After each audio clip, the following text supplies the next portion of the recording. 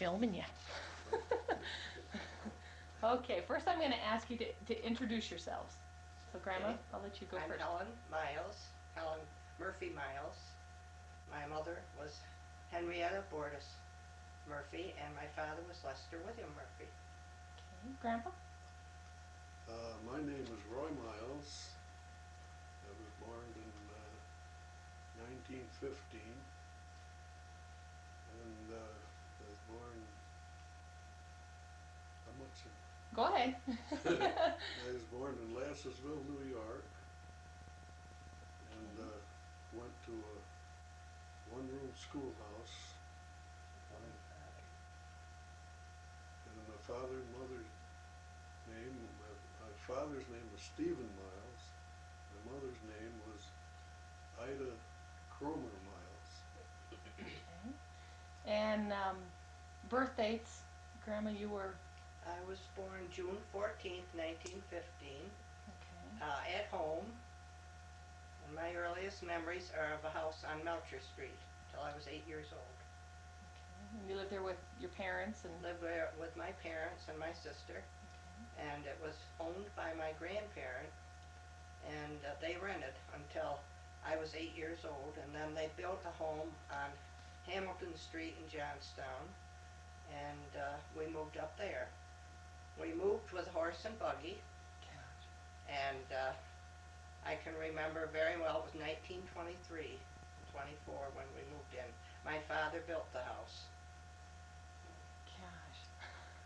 Grandpa, you lived in Lassesville, No, Scotch Yes, Bush. Scotch Bush? Scotch Bush, that's north of Lassesville, and it's on the edge of what they call the Irish settlement. And let's see, where do we go from here? And how many brothers and sisters did you have? uh, all told, I had 10 brothers and sisters. It was 11, including myself, and 9 of us grew up. Uh, the oldest was born, well, it died shortly afterwards, I understand. It was a boy. And then the brother next to me got scalded with hot water. He was only around 2 years old. Well, at that early age, I don't know where I go from there. Okay. Now, where did you fall in the line? Were you in the middle? No, let's see. Oh goodness, it was. Second from the last, weren't you? No, I'm third. No, wait a minute. There's Emmett and Stephen. I'm the third from the last. It was my brother Stephen was the last, and Emmett was the one that got scalded. I saw that and can remember it. Oh, Well, that's enough for that. yeah. Not a fun thing to remember. What was it like growing up for you, Grandma? Because you were in the city or in the town. I lived in a city of about 10,000, which was primarily a glove and leather industry. My father was a carpenter, and he worked for a lumber company. He was a mill foreman. I grew up in an area that was on the outskirts of the affluent people. There were a lot of beautiful homes there, and so I grew up and went to school with some of these people, and they were my companions in school. We had a lot of fun. As I grew older, we played the child games of hopscotch and things like that in the summertime, played cards, and I learned to play bridge at an early age with the girls, so I enjoyed that. Do you still play bridge? No, I don't. Oh, gosh. Now, Grandpa, you live in the, what would you call it? The hills, the country? What would you? We lived on foothills of the Adirondack Mountains, and it was just a country place up in there. There was no hard roads there. We had lamp lights, and in fact, I was born in a log cabin, and I remember real well.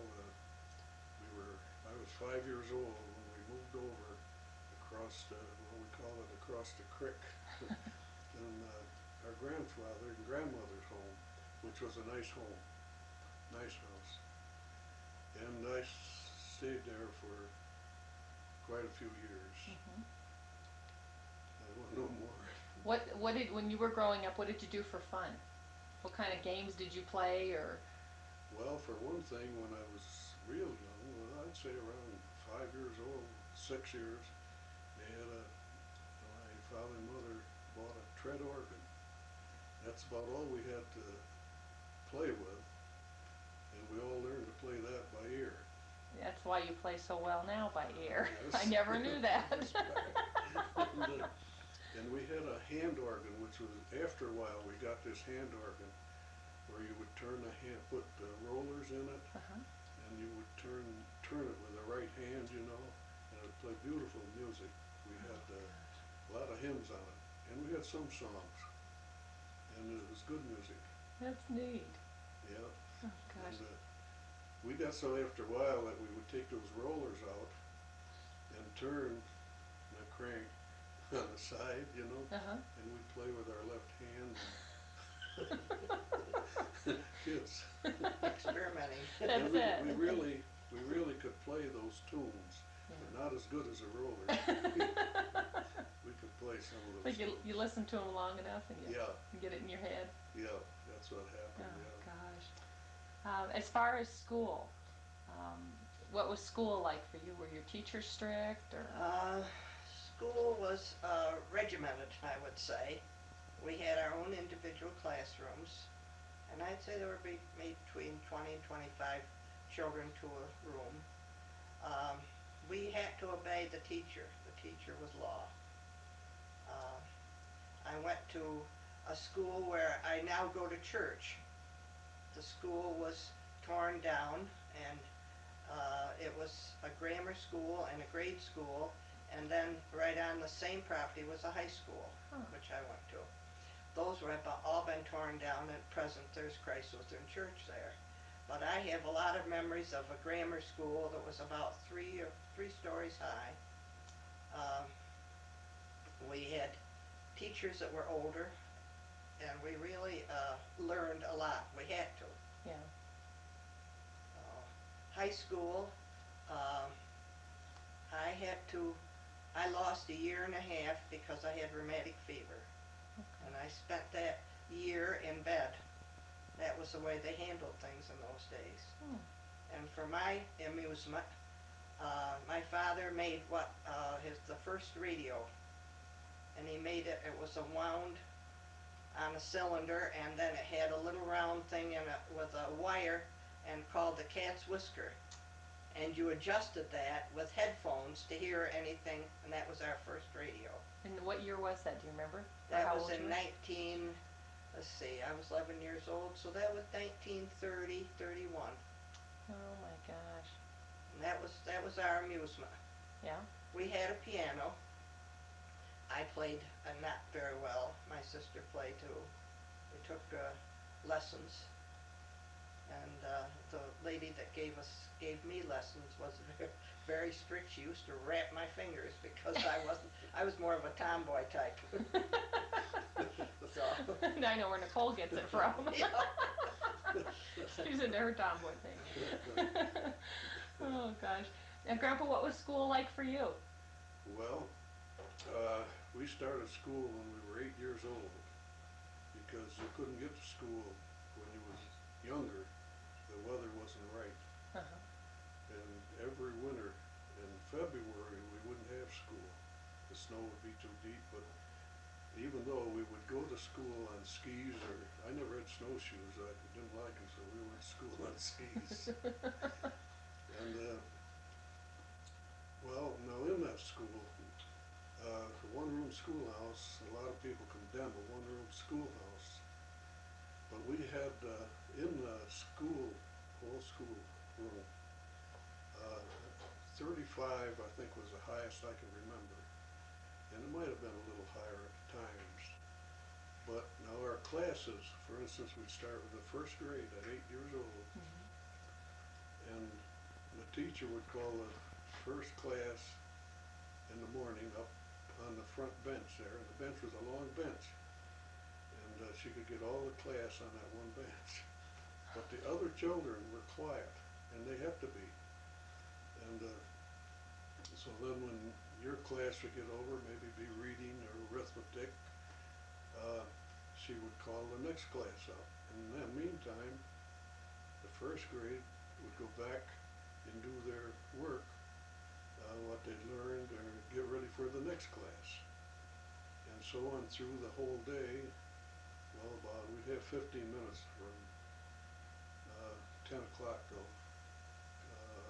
quarter after to just a recess. Uh-huh.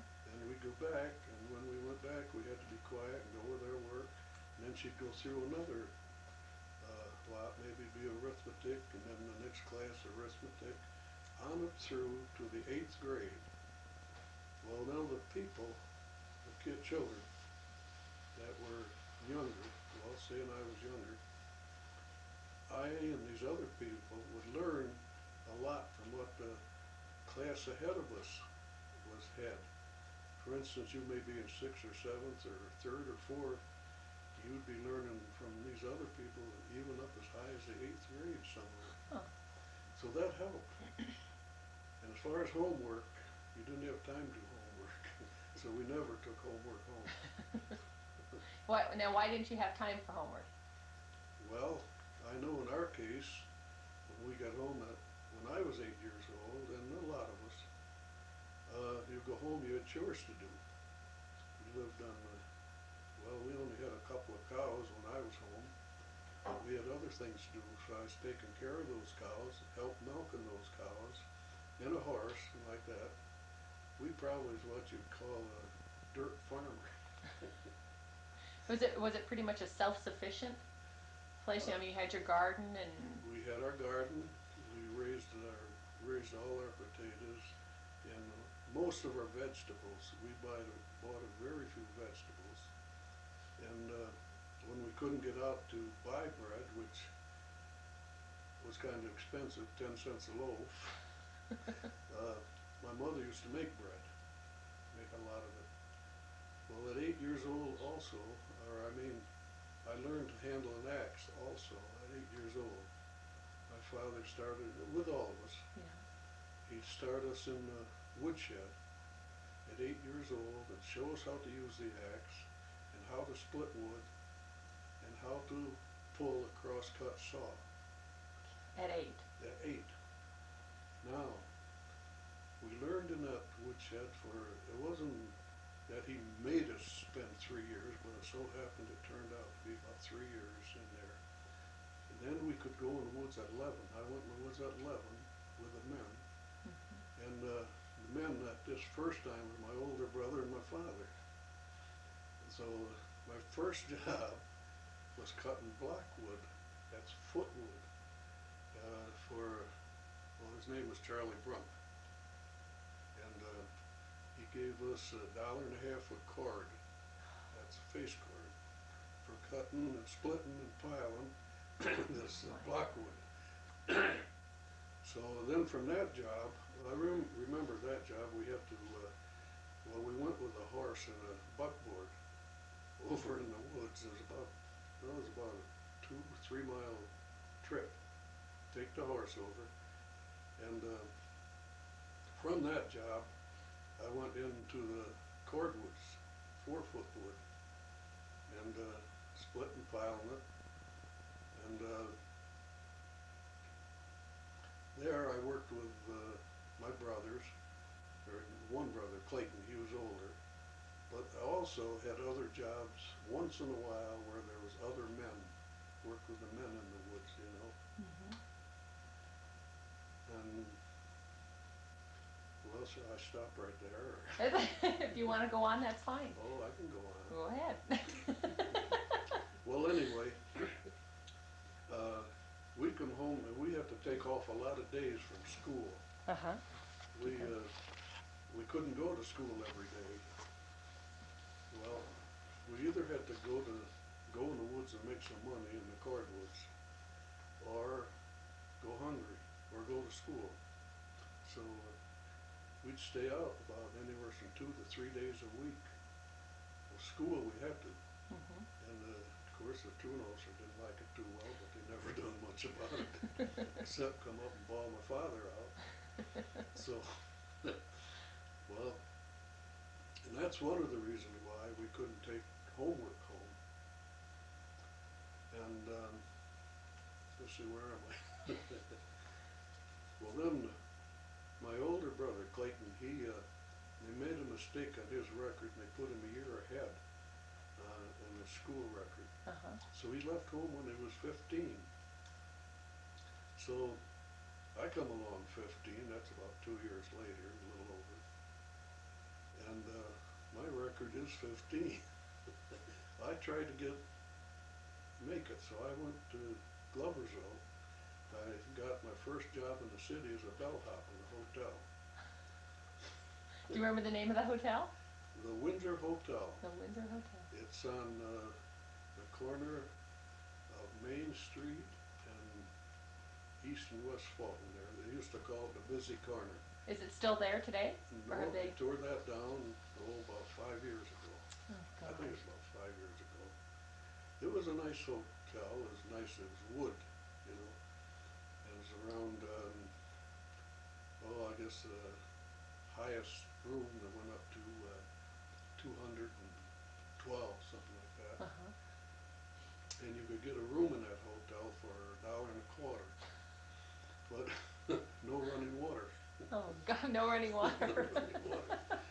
And that meant no bath too. Gosh. And you'd have a community bath down to the end of the corridor or where you were there. And if they wanted water, they would ring the bell for a bellhop. And then for, what was it, $2.50, you would have running water, and I guess you'd have a bathtub in there. Oh, my gosh. That was probably your suites, right? Yeah, Your bigger rooms that was had tops. And Oh, my gosh. the bellhop's job was to take care of these people if they needed water, or if they needed ice water, and you'd probably get a dime tip. I very seldom made a quarter tip. Gosh. Now, how old were you when you? I was 15, You're and 15. here's what happened. I was 15 in March, and I went down and got that job right after I was 15. No, after school stopped in June. See, we had the summer off till September. Well, come September, I was still working, and I wouldn't come back. I told them I was 16. See, when you was 16, you was out. So I stayed out till the 1st of November, and they insisted on me coming back and said if I don't come back, they would send the troopers after me, so I come back. And I was back till November, till it was in January. And that time I was back, when I didn't go to school, I'd already went through the 8th grade. Mhm. And when I didn't go to school, my father and I cut cordwood in the woods that winter. Well, then school stopped in 1st of February, so then I got right out again. And then my next job down there was working in the Littor Hospital. I worked in a scullery there to start. Now, what is that? That's where they have these big pans where they fry their fish and they cook their potatoes, and they had 2 chefs in there. And the big stuff would come in there for me to wash. I had these chain dishcloths and a lot of stuff. I had to peel a bushel of potatoes a day for the patients and the nurses. Well, I held that job for a year or so, and well, their dishes and their cups and like that, they took care of that in the diet kitchen. So I got the job in the diet kitchen where it was easier using the dishwasher. And I got $14 a week in my meals. Uh-huh. So that worked out all right. Yeah. Now, what did you do with your money? And my money, well, I paid one of my sisters I paid $5, let's see, it's $5 a week. And, then I left her and went with my other sister. I paid her. So you lived with them as like renting from them, or? Yeah. Okay. Had a room with them. Had room Okay. to them, that's all, I got my meals there for $14. Yeah. That's all right. That's a good deal then. Yeah, it was a good deal. Sure, I was making out like a bandit. So then, as far as your education, what was you went through the 8th grade, Went through the 8th and grade. then that was it. That was it. That was it. And then I tried to go to night school after I had left home, but in those days, the people you were working for, you had to be there. They didn't consider you, they were paying you, they didn't care if you went to school or how. Yeah, if you did anything else, you did it on your own did it time, on and your we're not going to own. work around you to. And they made your hours, you couldn't negotiate with them. Yeah. If you wanted to work and live, you had to do what You they did it. said, so that's as far as I got, was, Okay. what I've learned on my own, which ain't much. Which that's quite a bit, though. It really is. Grandma, with your education, how far did you go with yours? I graduated from high school in 1934 with a business and commercial education. But because of the Depression, I was never able to use it, with jobs weren't that available. So I went to work, even the last year of high school, went to work in a knitting mill where they made mittens and gloves, and learned to knit on a machine. And that was my job. Then right after I graduated, and I continued to do that even after I was married, until I was about, well, it was quite a few years later, when after the children began to grow up. I went to Knox Gelatin and worked there for over 20 years until they closed. See, I remember all those fruit rolls you used to send us. Yeah. That all had the centers taken. I was the they call it a lady, where I dispensed jobs and so on there after a while. It was a good place to work until they had to close. They sold out to Lipton, and then Lipton closed that factory. Now, how many years ago was that? In 1975 was our last day of work, May. And it was kind of a sad day, because the Knox family, who owned Knox Gelatin, were always considered very good employers. And we had a good relationship, even with the people that owned the factory. It was considered a family affair. And we felt bad to hear it, close. But it was one of those things. And even today I see John Knox and have a good rapport with him. Now, they uprooted the whole company and moved it to another They state, moved didn't they? the company down to Englewood, New Jersey. And at the factory there, they packaged gelatin and also packaged bartender, which was a powdered drink that you mixed with alcohol. They did fruit rolls. They expanded quite a bit while I was there. And they did work for the Sahadi company, which was a company that did fruit rolls and other things. So it was quite a nice business, and we enjoyed working for them. They were strict. We had certain rules, didn't deviate from those. Yeah. Well, with your employers, with having children, I don't know if the kids had much in school programs back then. Were you able to get off and go to school programs, or did the kids just not have school programs? By the time I went to work steady, David, the son, was 9 years old. And when I worked in the knitting mill, I could work my hours around there. I wouldn't go to work till 9 o'clock, and I'd be off maybe 2 o'clock and home when he came home. Okay. So that worked out well. Yeah. As they got older, then I went to work for Knox's. Then I had to work a full 8 hour. Okay. And there was times when we worked at Knox's 6 days a week, 9 hours a day, because they had so much business at that time, and they had to expand the factory and build on. So I was able to work with the children and be around when it was necessary to be around. Well, that's good. Yeah. Because I would picture not many employers working around that. And it would probably, Well, maybe they didn't know they were doing that, I yeah, don't know.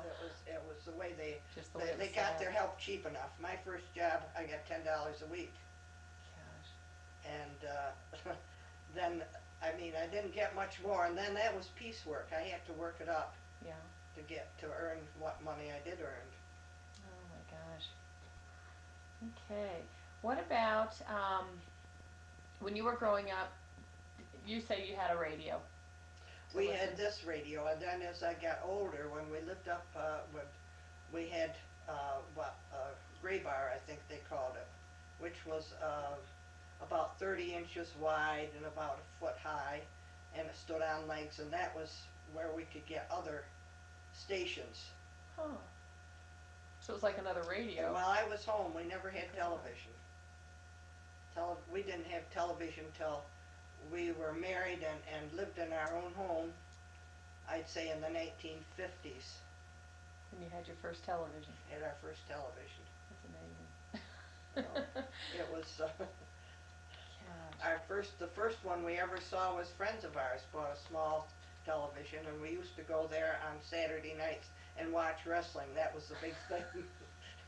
It was really a farce, but we enjoyed it. I bet. Oh gosh. Okay, how old were you when you learned how to drive? I was 18 and Roy taught me. Okay. That's why she's good. And I'll never forget, it was a winter day, it was icy, and he got out and he says, "Move over, you're driving." That was my first experience of really driving. On an icy road? My father could never teach me to drive, he was too nervous. He would yell instructions every time I moved. Roy was more patient. Yeah, that's what you need too. Yeah. Oh gosh. When did you buy your first car? And how much did it cost? Do you remember? What kind of car was it? Who, me? Yeah, Oh, either one. my first car. This was before we were married. I bought a Model T Ford for $25.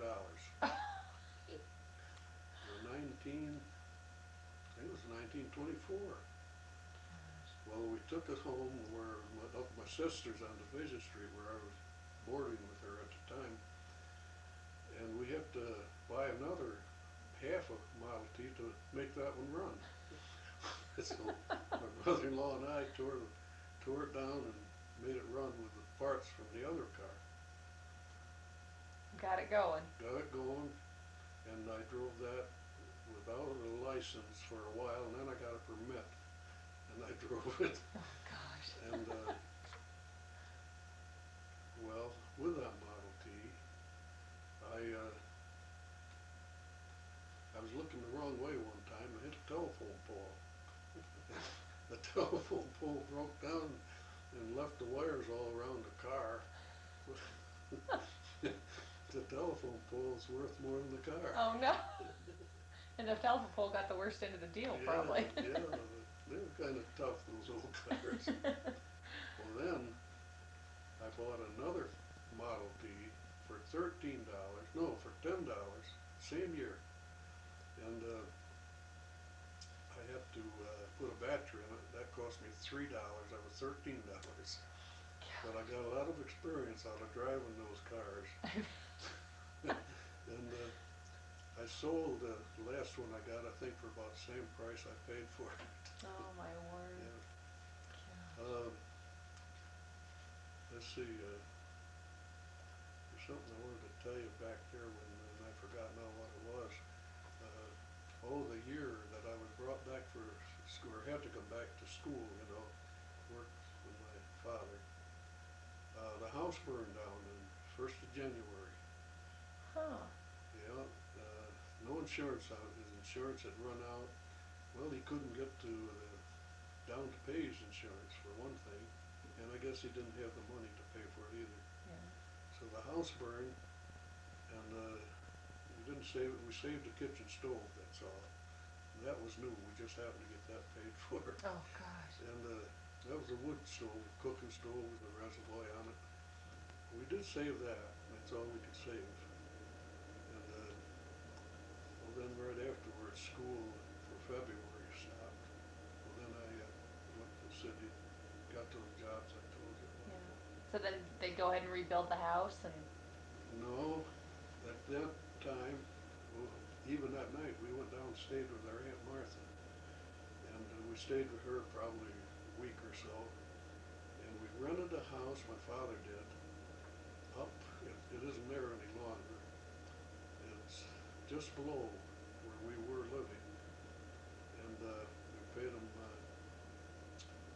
think it was either $3 or $4. I think it was $4 a month. It was $4 a month to rent that house. And the neighbors were so good, we didn't have anything left except the clothes on our back. Yeah. The neighbors were so good that you could look up most any time, and they used horses then, because the cars couldn't get through.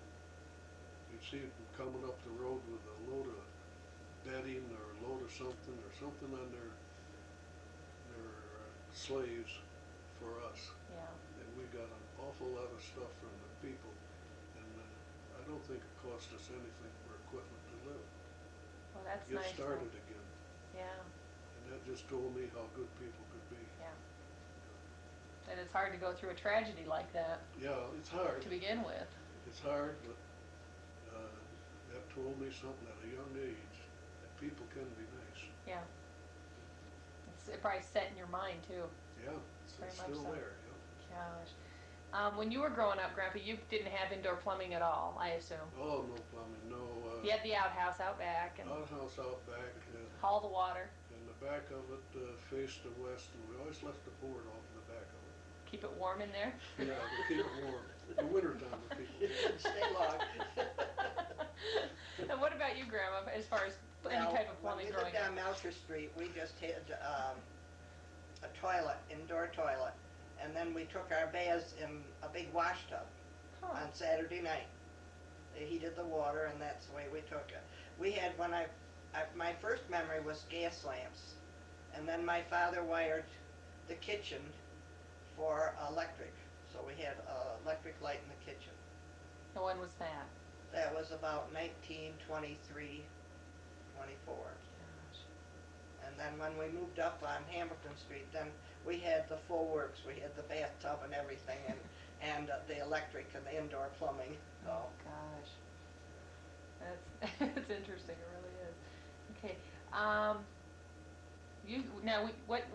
What year did you get married? We got married in 1935 at the parsonage, the Lutheran parsonage, with Reverend Zoki marrying us. Okay. So that was in essence after the Depression. Yes, just beginning to come out of the Depression. It still wasn't easy to get a job. Mm-hmm. What was it like living through the Depression?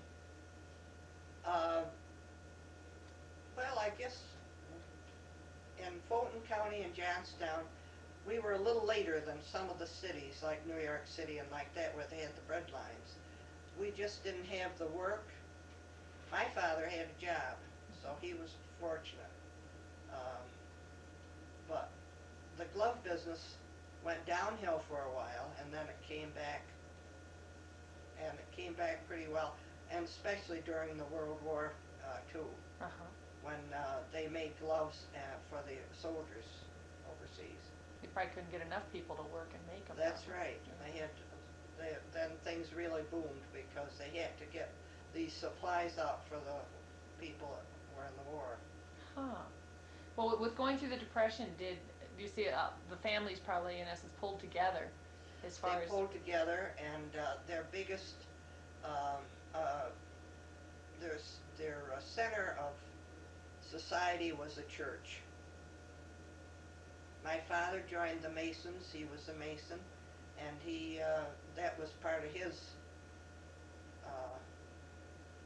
entertainment. But we just had things home. We played games, played cards, and I can remember even helping my mother tie off a quilt, which they did in those days. They didn't quilt them, they tied them off. We put the quilting frames up in the dining room on four dining room chairs, and then we'd sit around and tie off quilts. So that was our bedding at that time. Uh-huh. What, were there any food lines at all where you lived? If there were, I didn't realize it, because like I say, my father had a job. Things weren't easy. My father went in business in 1934, 35, and it was rough going for him. And so at that time, then we really had it rough. He might bring home $5 a week for food, and the building trade wasn't going the greatest at that time. Which So makes sense. that's when we really had it rough. Yeah. When did your father own his first car? He had a 1932 or 33 Ford he bought. That was his first car. So they pretty much got around by horse and buggy and... No, we walked You because walked? we were in the city and there was trolleys there. Huh. We used the trolley for transportation. The trolley ran from Gloversville, Johnstown, and then we'd get what they called the Limited, and that would take us to Schenectady. That's And neat. it was a fun trip, and that was our Friday nights was spent maybe going shopping, either Gloversville or Johnstown, and then you'd meet your friends and you'd visit with them. Sometimes on a Saturday we'd go down to Schenectady and go to Proctor's Theater, which is a well-known theater, now it's been restored. Oh. And you saw movies there or We plays? saw movies and also saw vaudeville. We had vaudeville in Johnstown too, and movies. And I can remember, I think it was a New Year's Day, I wanted to go to Smalley's Theater, to the movies. So they gave me the money and let me go, and I got down to the corner and they called me back and said I couldn't go because the theater was burning. Oh no. And it really burned right down, and we had quite a session there. It was cold. It was January 1st, and it was really a cold day. Gosh. So Well, what did it cost to go to the theater? probably 10-15 cents later a quarter, and you'd see a movie, and you'd see the Pathé News, Uh-huh. which was today it was the equivalent of today's World News. Huh. That's interesting. Yeah, it was quite a thing. We'd go maybe once a week to the movies. Uh-huh.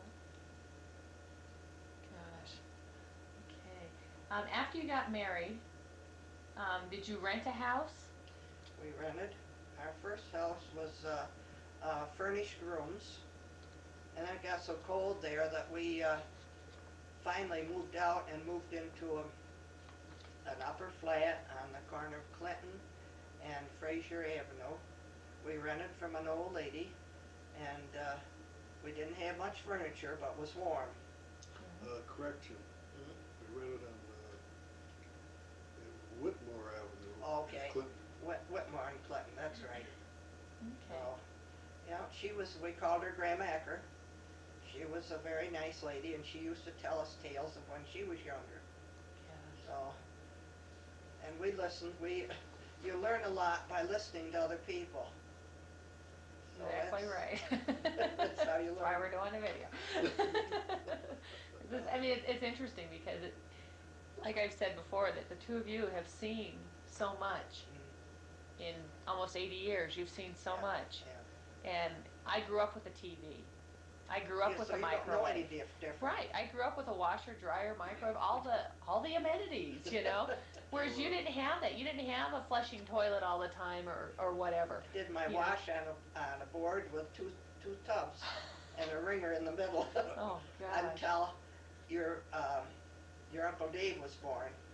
And then I bought my aunt's old Maytag washing machine with a copper lining, and that was my first washing machine. Oh my word. So, Gosh. So that was what, 19? that was 40? 1940. Well, that was before he was born. That was 1941. Yeah. Gosh. He was born in Gloversville. Okay, and then I know you built your own house that you live in today. And what year, when did you build that? How long did it take? What did it cost you? Either one of You're talking to me? you. Either one. You're the builder, Grandpa. Well, I'm the builder, okay. Well, while we're on the subject of radios and like that, uh, remember when Lindbergh crossed Atlantic Ocean, the first one to cross the ocean? We didn't have any radio in our house or even a cat's whisker, but we did, after we finally got the paper, we read about it, and Gene Tunney and Jack Dempsey's fight was a big thing in our life then, and that was also along, I don't know if that was year 27 or Yeah, right about 26, 27. right around there somewhere. That was a big thing, but we had to wait till we see the paper, and then we could find out who won like that. Didn't have instant news like they have today. Little delayed. Yeah. Learn if Lindbergh made it across the ocean like that. Gosh. See, now they'd have somebody flying beside him, you know? Oh, my goodness, With the yes. technology. Yeah. Oh, it's just Well. amazing. Now you want to know about the house. I want to know about the house. 1949. Let's see, 1949, we bought the land for $225. $25. And how much land was it? It's about it's a little over an acre, I guess. Okay. And that year, we laid up the cellar wall. We had it dug, and we laid up the cellar wall. And we capped it over. That's when we just put the subfloor on. And I kept a fire in that during the winter. In fact, we used to come from Katy Street out, and Sylvia a lot of times was with me skiing, or maybe some other children. We'd ski across the country there and go out and keep a fire in that basement until it got warmer. Then in 1950, we started to build. I worked General Electric then, and I build on my spare time, working nights and Saturdays and like that. So the spring of '51, we had enough built so that we could move in, but we only had the subfloor to move in on. So we moved the piano in, and the first thing we did was set it down and went through the leg of it, went through the floor. Through the knot holes. No, it just went through the subfloor. And Not all the way though.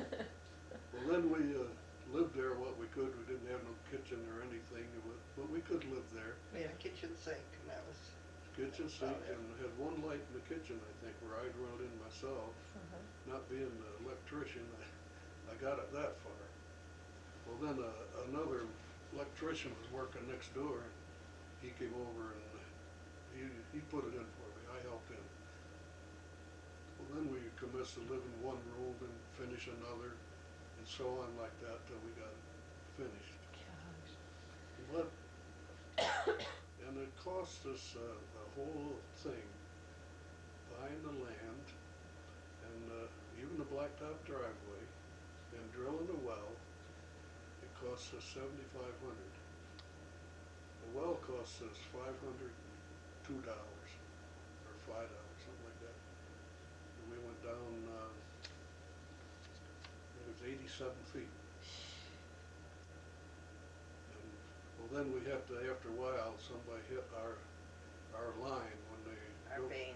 the vein, Yeah. and we lost our water.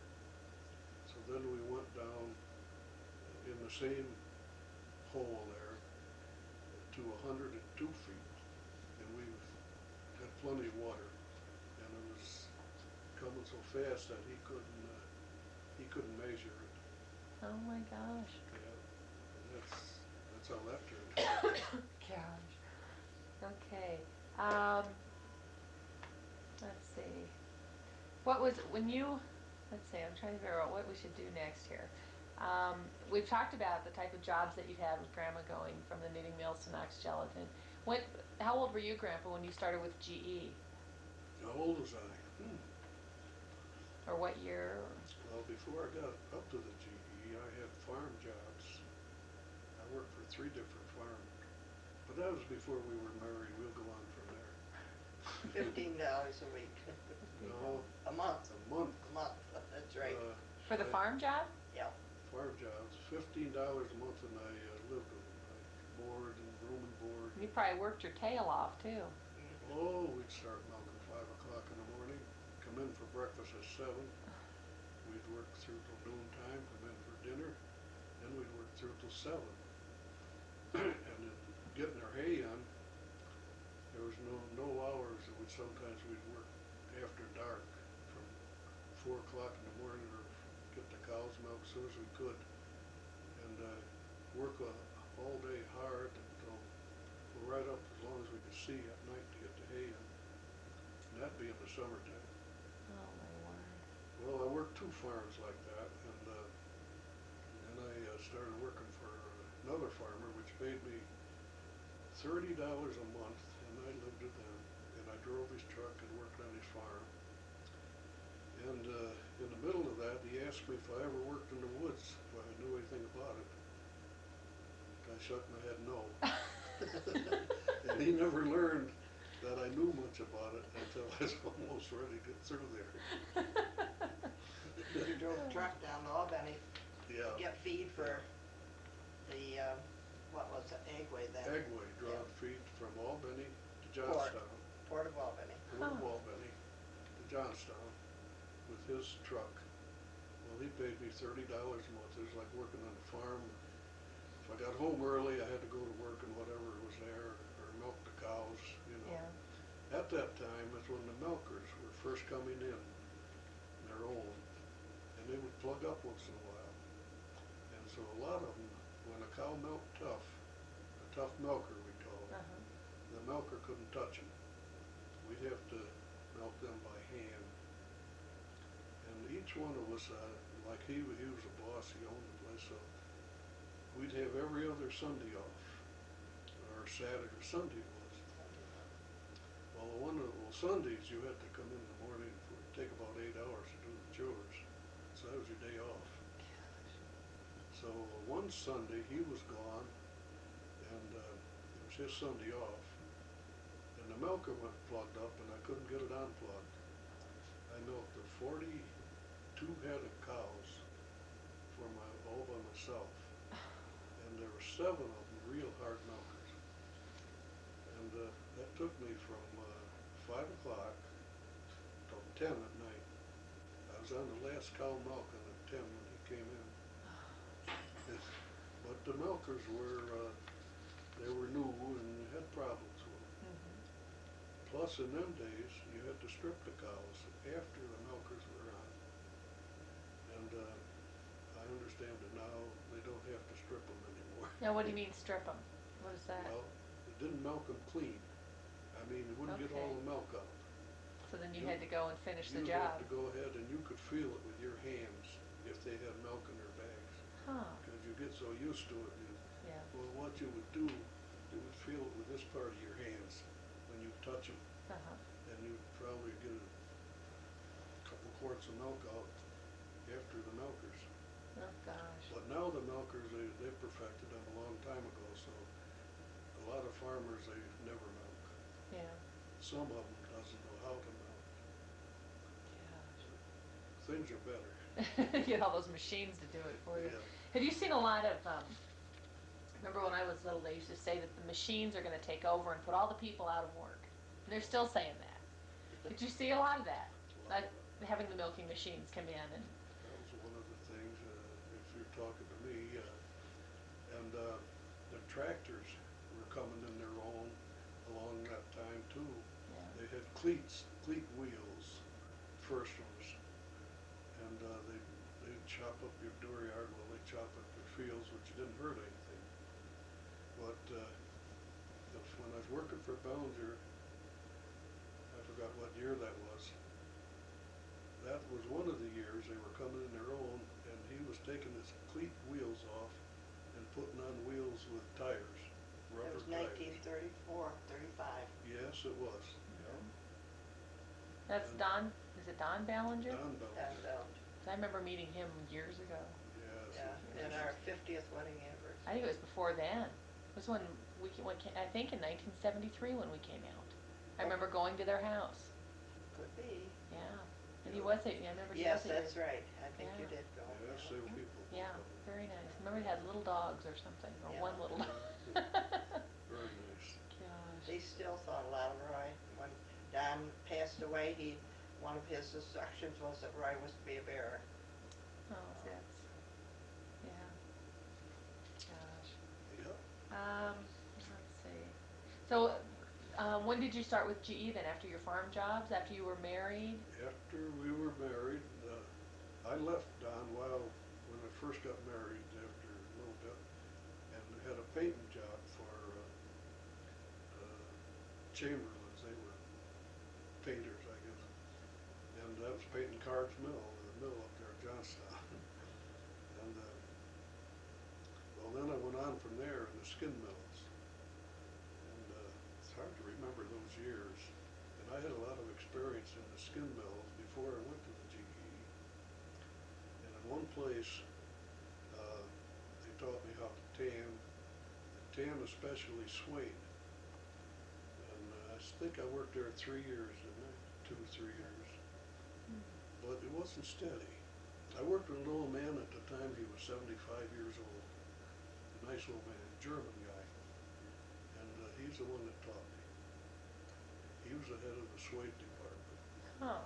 So he taught me all about them, which I've forgotten, I guess. I have formulas home yet, which we used. Gosh. I think I still got some of them. Because of the war in Europe, though, the skins that they used for suede, they couldn't get. It had to be shipped in by ship, and they couldn't get the skins. So that's when his work went down, and he didn't have the employment. It was spotty. Yeah. He might go to work 6 o'clock in the morning, be home by 9, maybe be home by 11. So, and when you work piecework, that's not much money. That's right. So that's when he went to GE. At that Something time, steady. when I was in the skin business, So make sure it's still working good. it got so bad that I had 3 jobs at one time, and that would only be a day's work. One was chauffeur and handyman for a doctor, and the other was running a movie projector to what we called it the nickel dump. I can't remember what the name of What it it really was called. Well known. So between the 3 jobs, we made it out a little. Well, then, I think I was 26 when I went to the GE. Not 26. About 26, I think. Oh, you were 26 years old, yeah. Yeah. Well, from then on, we lived a little better. The wages were better. Well, even down there, I started in at 67 cents an hour. But it didn't take me long down there to get up to better wages and get on piecework, because it's a big place and we could negotiate with them then. Yeah. They were nice people. And down there, I went to the top of the working class. I couldn't go, there's one job higher than what I was on, paid about a quarter an hour more, but I didn't have that when I had right up to it. And to go any further, I'd have to get a better education or go to school. You worked there during the war years, Yeah. 7 days a week. And what was it, 8, 9 hours a day? The overtime, sometimes it was double shift, like 2 shifts, it'd be 12 hours sometimes. Now, did you put in all those, why were all those hours necessary? Why did you put in so many hours? Well, they were necessary because of the war effort. Because other people were away at war and you had to take Yes. up the slack? Yes. Plus, they were doing Yeah. orders for the Yeah. war. Okay. Why don't Yeah. you tell them about the experimental work on the airplane, the jet engine? Yeah, we experimented on that, the GE did, and I worked in that department. I was transferred in there, and it was strictly a secret boy, you didn't dare tell people about it. And I saw that right from the time it started. I worked, each person would have their parts to work on, you know. Uh-huh. And there, you couldn't go to the restrooms unless you signed out. There'd be a guard sitting right by the door. And when you come in, you have to sign in. It's like asking permission to go. Yeah, you did. It was like going to school. You raise your two fingers. And I didn't know about what he was doing until after the war was over. Life magazine came out with an article on the GE doing the experimental work for the Uh-huh. airplanes, and that's when your airplanes first had their jet engines and were used at the end of the war. Oh my gosh. Yeah, no. And Grandpa couldn't say a word about it. No, I didn't know It a was thing that complete? he was doing. No. Oh my gosh. Now what those little blades that propels this jet engine, when they first experimented on that, they used to come back burnt right off, half of them. Some of them would be burnt right off pretty near to the dovetail. That's where it goes into whatever they call that ring they go into to turn them around, you know. Huh. I think they spin in there, Larry, they used to. Well, it took a long time, and job after job would come back, all burned up. You couldn't repair them, some of them, you had to make new. Few of them you could repair, but they didn't have the metal perfected then to take the heat. That's what they were working on. That's, Huh. yeah. And that was an interesting engine. It was a pretty long engine. Gosh.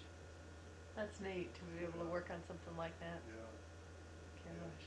So you started with GE when you were 26, and what year did you retire? I retired in 1977. Okay. I was 62. Yeah. Retired from there, and I went to Florida. We went to Florida for a month. Didn't like it. And I think I remember that.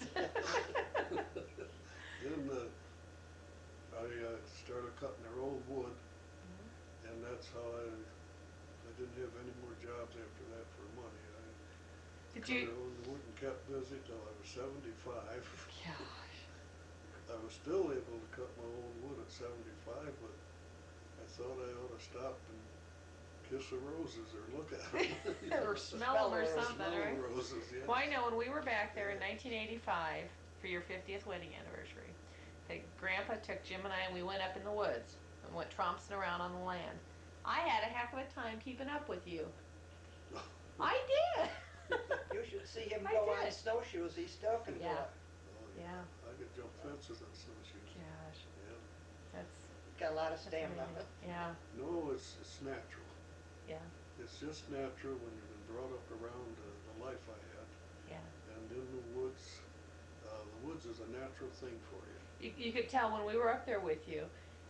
I mean, Jim and I were lost, Yeah. but you knew exactly where you were. There was no question in your mind where you In were fact, at. he's run the lines for everybody up there around our land, so that they know nothing about it, but he does. So they don't need a surveyor or anything. Well, I always like it when you drive in there and you still have the stone wall Yeah. Yeah. that's there. Yeah. I mean, that I think that's so neat, because Now that's something. that stone wall separates the land that your mother and father now own Uh-huh. from the farm where the house burnt down. Okay. That's where he lived for a while. Okay. And I can remember when we were first married, there was no trees there. There was nothing but pasture. You know, But that land was sold, and the man that bought it planted Christmas trees onto it. Huh. And today there's a lot of trees, aren't there, up there? Yeah, they're northern, what do they call it? Norway spruce? Norway spruce. I don't know how many acres they got on that land. Now, how many acres do you still own up there? Do we still own? Oh, I gotta figure it out. 26 and 13? 26 and 10, 36, 8, 44. Well, now I've lost a few acres through, I don't know what. Let's see, They did an aerial survey up there. Oh, I've lost 13 acres. And it's what our deed calls for and what's on Yeah. the map is two different Yeah. things. On Huh. the map is 32 acres, something like that. gosh. And that's where you would go to cut your wood, wasn't it, to burn at home? Some of the times I'd cut it on the land that your mother and father owned. I only cut on that land one winter that your mother and father owned. And the rest of it would be over on, I'd either be cutting roads across David's or over on my own land, which is beyond what David owns. I took a lot of it out of my own land over there. It's kind of nice to go to your own land and cut your own trees, Yeah. you know? Yeah, or cut or your own. trees, yes. I mean, that's land you grew up with. Yes, I grew up So I with think that I think that you go back to it. Oh yeah, some of That's that really- land our relation owned, and in fact, when the house caught on fire, my father and I were down across what we call the Mattis lot, cutting in our Uncle Dave's. We were cutting some wood for him. Uh-huh. When my younger brother came, we heard him holler, the house was afire. And that's what I own now. Yeah, Yeah. that's neat. Grandma, with you with Knox Chelson, you retired in '75? 75 because they closed the factory and I was just 60 years old, so I had 2 years before I could retire. So what did you do?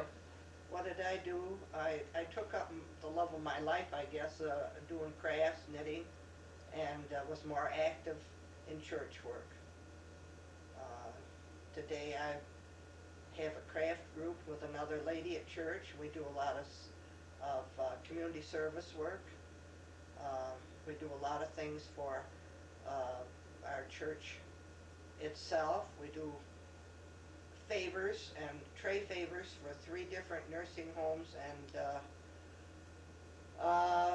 we've done things for our fellowship dinner, which they have. Our senior fellowship dinner is a dinner they have for strictly for seniors, and they have people come in from the nursing homes. They bring them in, and even from the Clinton home up near Utica, which is a Lutheran home. And they generally have between 100 and 120 people, and we make the favors for that and the centerpieces, which they take home. We've done a lot of, this year we're planning on doing the dolls for the Shriners Hospital, which are a little muslin doll, which they give to each child when they come in there to they put their own face on, and then they put a Band-Aid or something on where they're going to be operated on. Oh. And that and the community maternity service, which is a service for teenage pregnant girls. And this year we're doing things for them, plus for ourselves and for the church services. Well, that's So. neat. Has retirement ever gotten Boring? boring? No. Yeah. Never had time to be bored. I don't ever We're remember you guys. active. I'm Yeah. active in a Bible study, and so I'm gone. My weeks are structured, so I'm gone on Tuesday. I have a full day on Thursday, so generally Monday, Wednesday, and Friday I have to myself. Sometimes they're busy. Yeah. And Grandpa's been the same way. Did you ever feel lost? No. You're We retired. like to travel. Uh-huh. We traveled up until a few years ago when we started to park the trailer up to Tex Lake. Until then, we traveled. The year that 1971, we took time off in the summer and went around the United States. Started in Johnstown, cut down through Missouri, and across the bottom part of the United States, up the California coast, back into Nevada and Utah, and back to Colorado, visited with you, and then home. Gosh. And since we've gotten a little older, we don't do the driving, we take bus trips. We took one trip to Nashville, one trip to, what was that, Myrtle Atlantic Beach? City. Yeah, we've been to Atlantic City, and we went to, not Myrtle's Beach, Virginia Beach. Virginia Beach, yeah. And also took a cruise. So, Yeah. we've been active in that manner. Still hope to be. Well, you will be. Yeah. You'll live forever, you know. Well- I hope so. Well, I think we both feel that if we keep our mind working best we can, that it means everything in your health. Yes. Don't think about it, you know, Yeah. keep right on going ahead, don't look back. Keep looking forward till tomorrow. That's Yeah. right, don't look Yeah. back and, don't dwell on the past, Yeah. because it's a good past and like that, but you gotta keep looking ahead to keep interested, you know. Yeah. Grandpa keeps a journal. He's kept a journal for a long while, so he can look back to tell when we bought different things and what we did and how many cords of wood he cut each winter. And I know we have a picture with, I don't know how many cords of wood in your backyard. There's still I some there, I but we know. don't burn wood anymore. I've had as Yeah. high as 24 cords in there. Oh, Yeah. I just went forever. Yeah. Gosh. One question I forgot to ask you is when you gave birth to both of your children, Uh-huh. what was that like for you? I mean, was there any drugs that they gave you? No, It was kind of like an a la natural thing? until we got in the delivery room, and then, of course, then they gave you ether. Hmm. You fought it right up until then. Yeah. My first birth with Sylvia was not that long. I'd say it was around 6 hours. And with David it was longer. But he was a bigger baby too. Uh-huh. But So you weren't awake during their birth, or were you? not right Okay. up to the point where the baby came out. Then then they knocked me out, because I remember my hand flew up and I knocked the ether over over the attending nurse there. Oh no. But then when David was born, then they had expanded.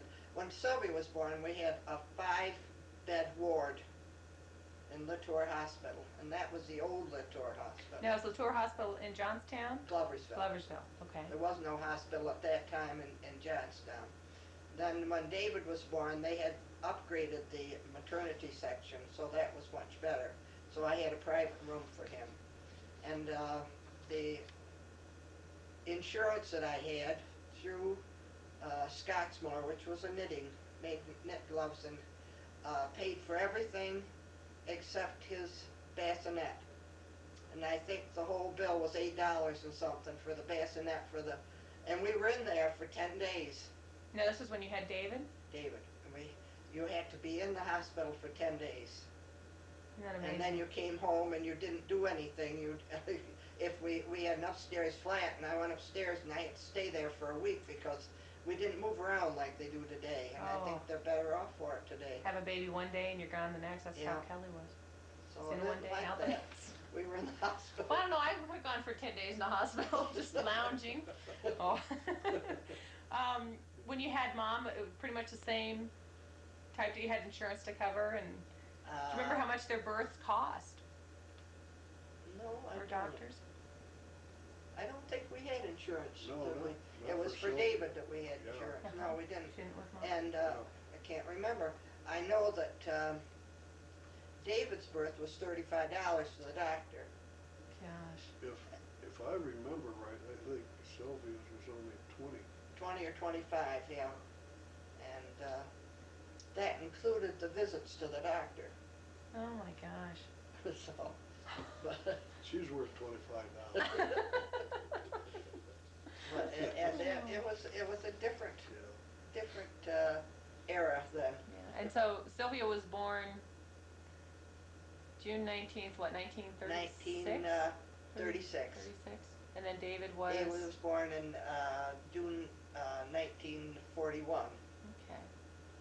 And we lived in Gloversville until he was Sylvia had just started school. And 1 month later we moved to Johnstown.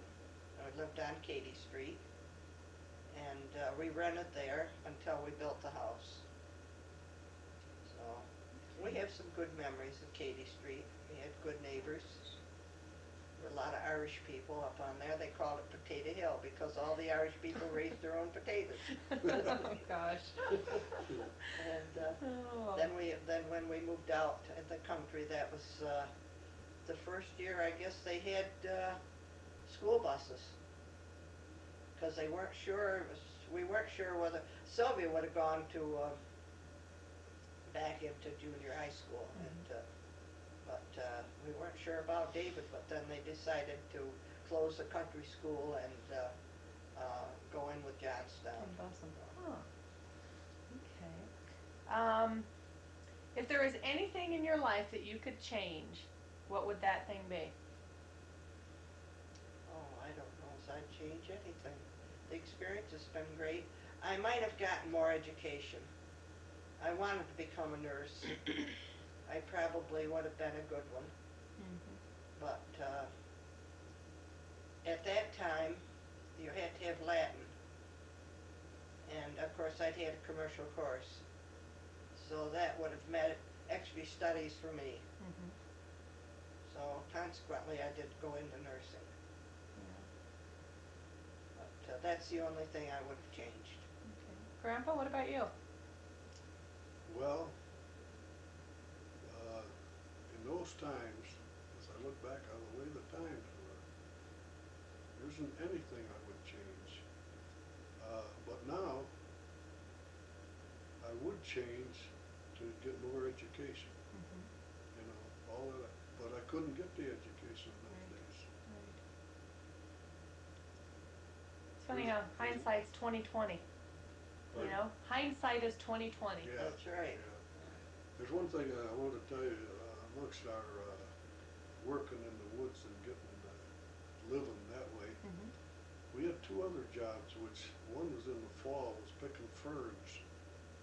And we got 50 cents a thousand for picking these ferns. And sometimes we got $1 a thousand. Huh. We'd have that for about a month, and that was awful good money. Now, what were the ferns used for? They were used for making evergreen around the They were used by the florists, by really. the floors Yeah. Mm-hmm. to make evergreen for burial Okay. around the cemetery. Cemetery pieces that they Okay. put on the casket and around. Yeah. They used ferns, And I and they think- still do. I think they still use them for like that mat they put around the outside to cover the Uh-huh. dirt. The dirt. Yeah. And then another one we had every spring, which everybody had a sap bush up in those days. And but we had a small one, but we had to cut it off and burn it. We needed the wood. So what happened there was we run a sap bush on halves for another family, Norm Smith. He lived in Lassesville, and we would make anywhere from 150 to 200 gallons of syrup every year, Maple syrup. maple syrup, and we would get half of that. Now this all went in the family, you know. Uh-huh. I didn't get any money. I got my living out of it as a kid, and we sold that syrup. We held it to $2.50 a gallon, $2.50 a gallon. Finally, we'd have to sell it for $2 when the market got flooded. Gosh. Today's syrup sells for anywhere from $32 to $36 a gallon, so Yeah. that gives you an idea. It's amazing. And you know, if you want to know how we gathered that sap, the sap Yes. which was on a side hill, if we'd had the tubing in those days, we could have tubed that right into the sap hut. Mm-hmm. And we gathered it with the one horse and what you know what a woodshot sleigh is. Mm-mm. And the woodshot sleigh is a sleigh that you make yourself. You hew these runners out with your axe or a saw. You usually got to have an axe. You hew them out, and you make your woodshot sleigh yourself. And we put a big barrel on this woodshot sleigh and draw it in that way. If you had a team, you could put a couple of barrels, and we'd go all around to those trees with that horse and the woodshot sleigh and draw that sap down to the sap shanty. And it was a job, I bet. but it was and we had to boil a lot of times nights. We boiled day and night there for about a month, and we made a lot of A lot of good maple syrup. Gosh. And then we'd make maple sugar sometimes. Sell that if people wanted. We'd make that home in a big iron kettle. That, they gathered the syrup in pails, The sap. the sap, in pails, and then boiled it down. They'd have 2 or 3, spiles you call them, didn't you? No, evaporators, what we No, no, had. I'm talking about what you got up out of the trees with. Spiles. Spiles, Yeah. which was driven into the tree and had a little lip on and dripped into the pails. Then those pails were gathered and put into the bigger Bigger tubs tub, uh-huh. and drawn from that way.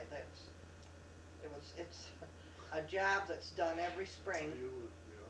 How long does it take? I mean, you've got a bucket that it goes into.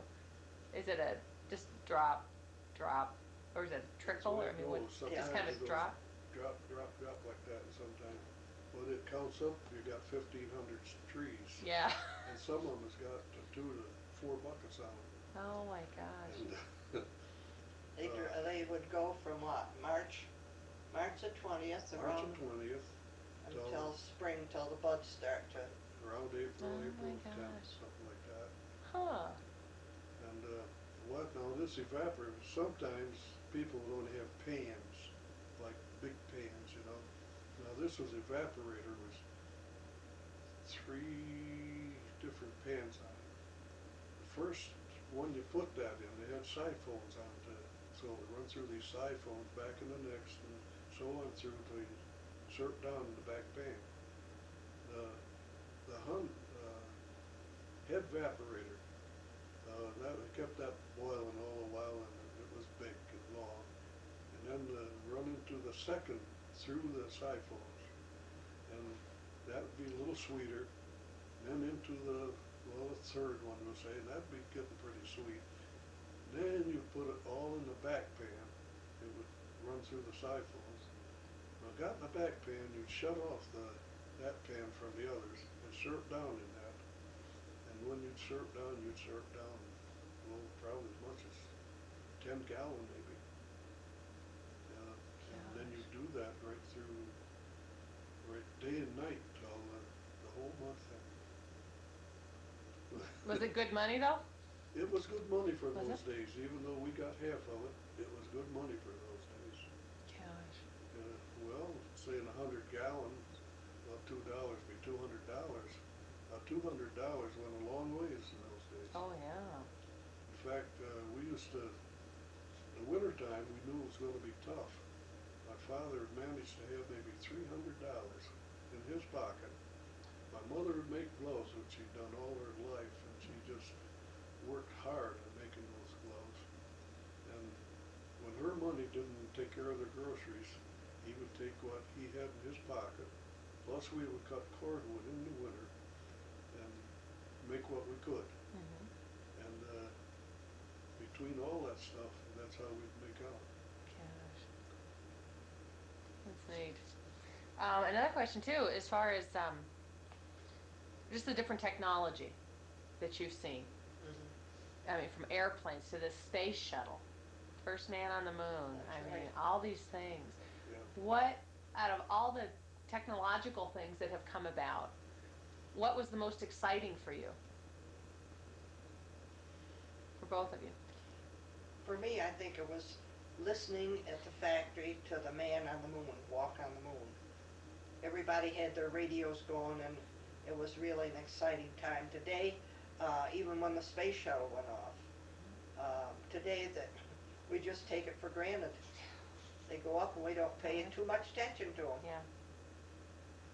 That's true. So that was really the most exciting as far as I was concerned. Uh-huh. How about you, Grandpa? Well, yes. Now, I thought when I saw my first airplane from where we lived up there, I'd never seen an airplane in the sky. I heard they could go up. Mm-hmm. How old were you? Oh, it was around, I think that was just before Lindbergh crossed the ocean. Probably 26, around there. 1926 or something? 1926. 1926. We looked up over the woods, what, actually, this airplane was up what we call the Dingman Hill. It would look black in the sky, and it was just above the treetops up there, and we could just see it. It looked black, and that was a big treat for us to see that airplane. I bet. But then, as she just said, Man on the Moon was probably the most exciting time. Yeah. And Tell them about your first airplane ride with it. oh yeah, we got time for it. I think so. Well, we had I think it was a Ford airplane down on Vaughn's Field. Vaughn's Field, and they were taking passengers up for $2. Well, her aunt said they didn't want to go up, but they said if I would go up, they would pay for the ticket. So I went up, and we sat in there. Here was a pilot, and here was a co-pilot. It was just like a big box. You sat right in there with a pilot and a co-pilot. How many people could fit in this particular airplane? 9 people. It had 9, I remember that. Gosh. And as it went up, it creaked, and just like an old lumber wagon, you know. And then when it got up a ways, it would drop a long ways. Well, I would reach for the ceiling. And there were young people in there, a lot of them, and they would laugh when I would Oh gosh. reach. But after I was up a while, it was a treat. We could look from Johnstown over and see the big dam, and I never thought of that, you know. Yeah. And then we went over around Gloversville, and I got lost up there. I tried to find out where we were, but I couldn't. When he come down, I was all right.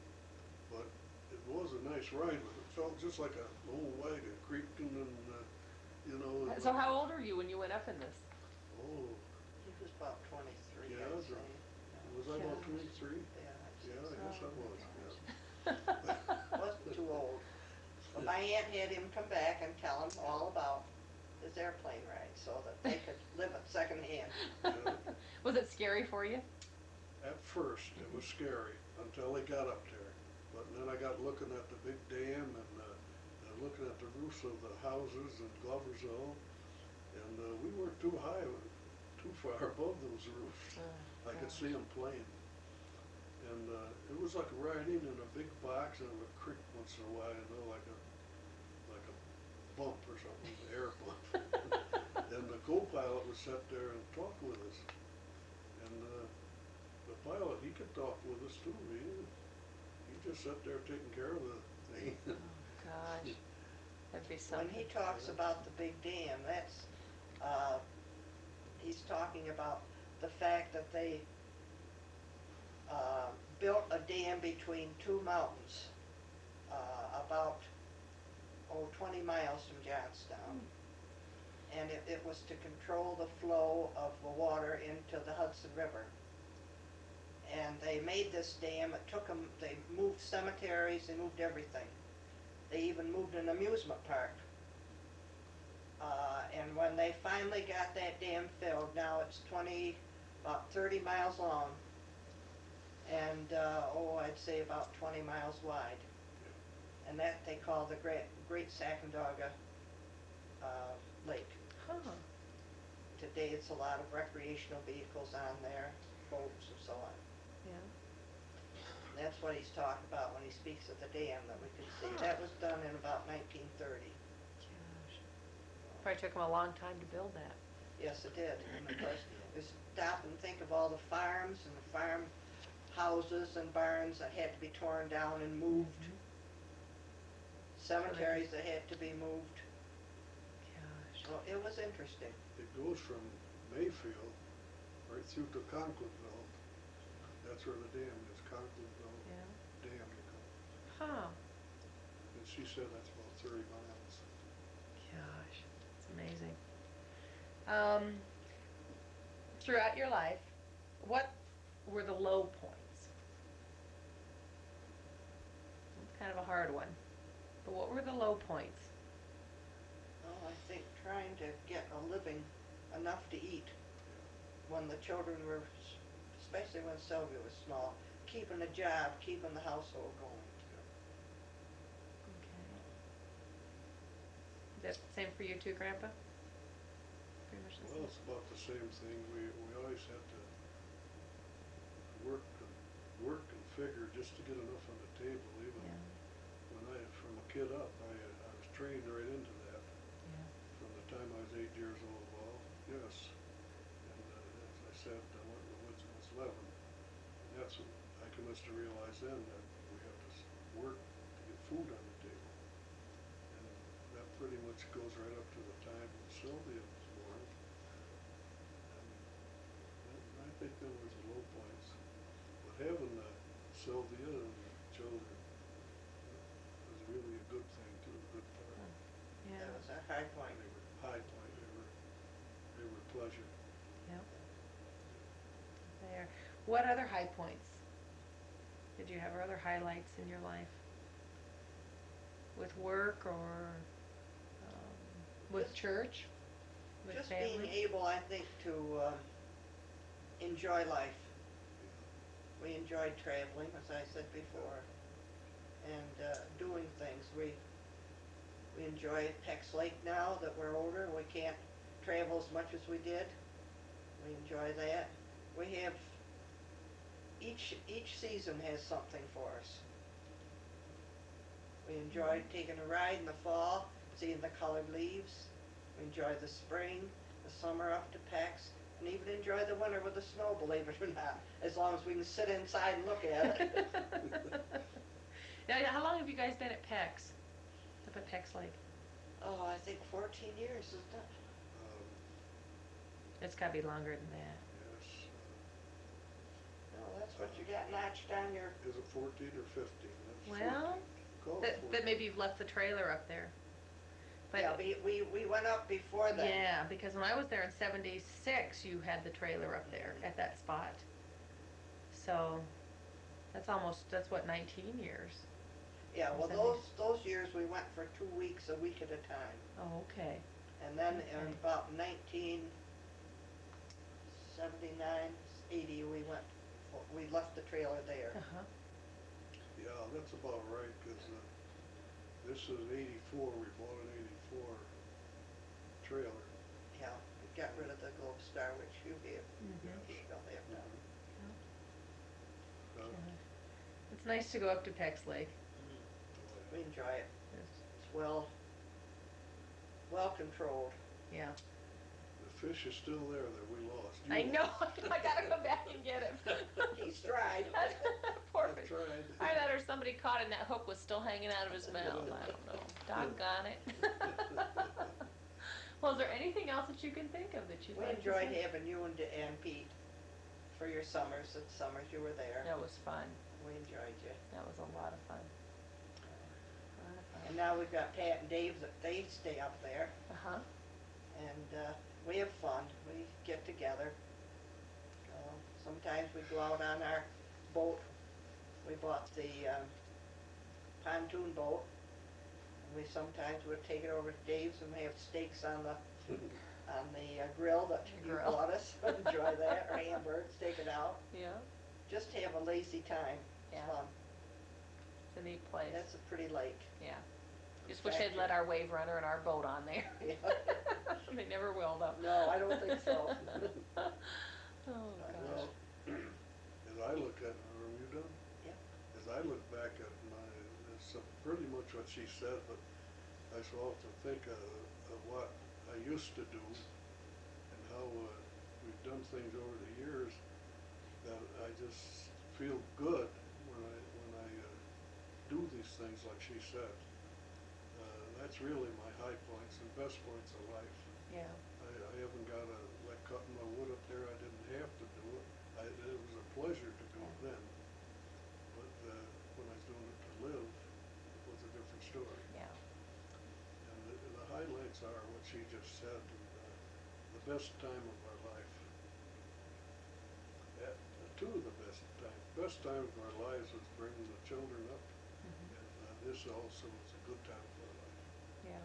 I often think of what his sister told me when we were first married, that whoever married him would never have a dull life, and I haven't. Haven't yet. So. Oh gosh. I'm trying to think if there's anything else. I guess that's about it. Yeah. What about grocery budget? What did it run you per week or per month for groceries? When we were first married, we bought all the groceries we wanted for $5. We'd have quite a few bags full. Oh gosh. Hamburg, ground beef, you could get 2 and 3 pounds for a quarter, the cheaper kind. And if you bought the real good, you might get 2 or 3 pounds for 50 cents. Bread was 10 and 15 cents. Our fun was getting a bottle of soda with our groceries, maybe 1 or 2 a week. That was the extent of it. Today, I go in for 2 of us and spend anywhere from $40, $50, $60 a week, Big difference. plus what I have in the freezer. Yeah. And that's just for 2 of us, and that isn't an awful lot. Yeah. Big difference price-wise, though. For Oh yes, yeah. Bread today is over $1, and ground sirloin is $2.69 a pound. So you can see the difference. So we're earning more money, but we're no further ahead as far as our spending is concerned. Right. Well, I looked at some of our yearly wages. I don't think I got them anymore, but some of them was $600 and $700 a year. Was all the money we made. Now is that back? What time? What years? It would be probably in 1936, 38, 39. Yeah, yes. Then when 41 Yeah. came along, then his wages increased. Mm-hmm. Gosh. The wages increased, I know, so over the years, these last few years, I believe I was getting, or in the house, we were getting, pretty near 20,000, I think. Yeah, a year. 20,000 a year That was when he retired. when I retired, yeah. Isn't that amazing? Go from that money up to what it is now. And now it's And- more, I guess. Oh, considerably more. Yeah. Considerably more. Gosh, and see, and everybody's still in the same boat, though. Yeah. That's the sad part. I mean, look how Except inflation. that I think you have more things today Yes. than we had. I don't know if you're any better off, But we've got, like you say, more things. Is more what it things, is. More but things. Yeah. more material things. Yes, that's exactly what it is. It doesn't make you any better off, I don't think, No. because we have to use our minds in order to enjoy life. Yeah. Make your own fun a lot Yeah. of times. Yeah. Yeah. No, it's hard with my kids because they get they get 1 hour of TV a day. That's it. Because I want them to play with their toys that they have, which is different. I mean, Christmas now, when the kids get all these toys, they don't know what to play with first. That's right. Whereas when you were young, would you get 1, 2 things maybe? Yeah, And so you knew what you were going to play with, yeah. So We big did difference. too. Yeah? Yeah? No, this was it, like when going back to that, of course, it's be an awful jolt to go back to that, and for the people too, but, many Christmas, nothing. We go out and make our fun playing together, or as I got older, maybe to amuse ourselves, if we had any time at all, we'd go hunting up in the woods or something, But I remember they used to say, well, Santa Claus couldn't make it. He got so far, and the chimney that pulled apart, and he couldn't make it any further. And And that's what we got many Christmas. How did it make you feel, though? We didn't think a thing about it. We felt Santa Claus couldn't get there. And that's just the way it was. And when we got older, we realized our father and mother couldn't do it. Yeah. And what was I going to say there? There was a kid in school. He and his brother, a lot of times we'd have Christmas over to school, and he would get us maybe a pencil box, or, well, that was about what it'd be, a pencil box, we used them in school, or maybe a pen or something. He and his brother would get it and give it to us. Gosh, Their names were Shaw, Harry Shaw and Delbert. that's nice Never of them. forgot them. Yeah. In those days, we wrote with a pen and ink. Yeah. You had a pen holder and a pen that you put into the pen holder and used the ink. And of course, today that we've evolved to the ballpoint pen and Right. so on. Right. How was that to write with those? It was hard. You had to use a light hand because you dig in. It's like It's like a real fine point. yeah. And but we were taught to write, and we were given instructions on how to write, and so it was legible. Today, so many of the children, and even the adults, you can't read their writing. Mhm. That's true. But we were given instructions on. Of course, today they put it on the computer, and that's what. Yeah. I remember those pens, a lot of times I'd jam them in the paper trying to write, and they must spring and they'd spatter the ink. So ballpoint pens are much nicer Yeah. than Oh, probably. yes. Don't have that problem. Oh gosh, Times Yeah. have changed. that they have. I guess they're for the better. Life should be easier, but people get so upset and uptight about it. And actually, it'd be better just to sit back and not get uptight about Well, it. I think a lot of it, there's so much, and there was pressure back with you guys Yeah. too. But the pressure today is so different because we do have all these material things, Yeah. the computers and the microwaves and whatever else that the normal household has. It's a different pressure. It is, it's a totally different, and I think it's more so of a pressure. I feel like it is, but I'm living it now. Yeah. Yeah. Whereas your pressure was different, it was like in a different era, different times, Yeah. the pressure was different. Mhm.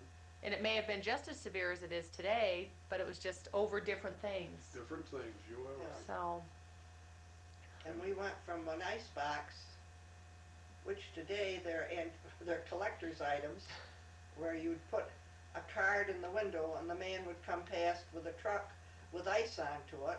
And if you needed ice, you put in the card of how many pounds of ice you needed, and then they'd come and put it in your ice box. That was our refrigeration. and how long did you have that? We had that till we moved out in '49, or I guess just before we moved, we bought a gas refrigerator and used that out when we moved in to the new house. And I haven't had that many electric refrigerators, truthfully. Gosh. I think probably I've had 3 in my lifetime, electric. So, That's about it. Yeah. and I'm still using the third one. Gosh. Did you have milk delivery, or was that something you picked up We at the had grocery milk store? delivered even when we lived out there. They came by and you got so many quarts of milk a week. That was before it was pasteurized, and you got the cream on top. Uh-huh. And lots of times we stole the cream off the top of the milk bottles and had whipped cream. So, See, now we pay I don't know how much for a quart of whipped cream. yeah. So, But gosh. yeah, that was, we made do with a lot of things. Today you don't have to. Yeah.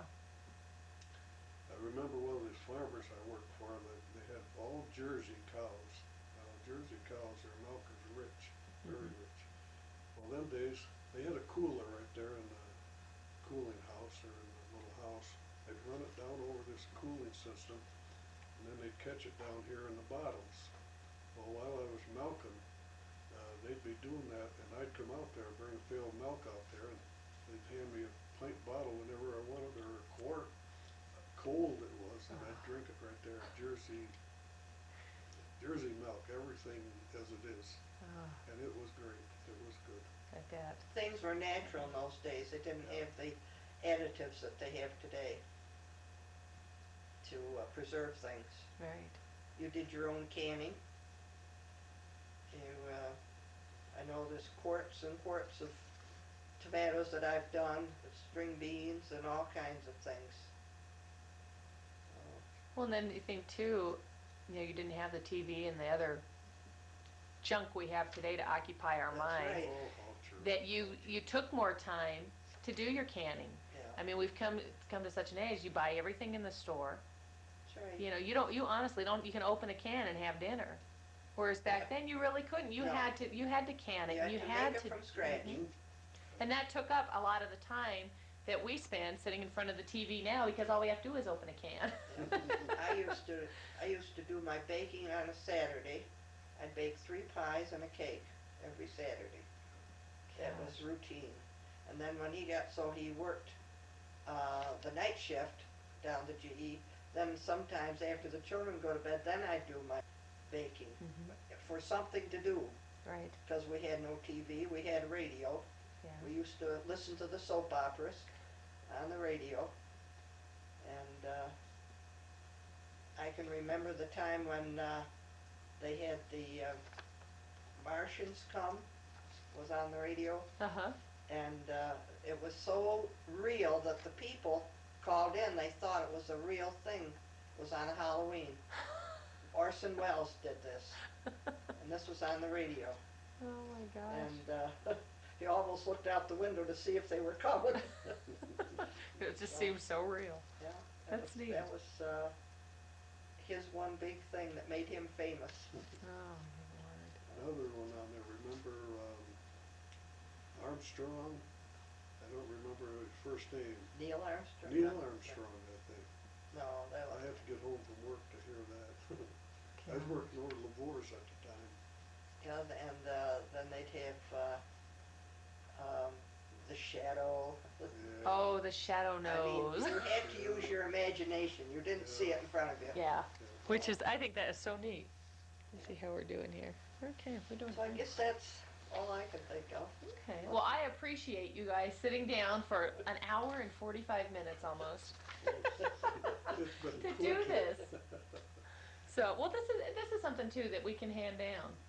I mean, when my kids get old enough to see this, and I'll make copies. They I'll won't make, believe it. that's it. I'll make a copy for you, and I'll make a copy for Dave's family too. And so it'll be.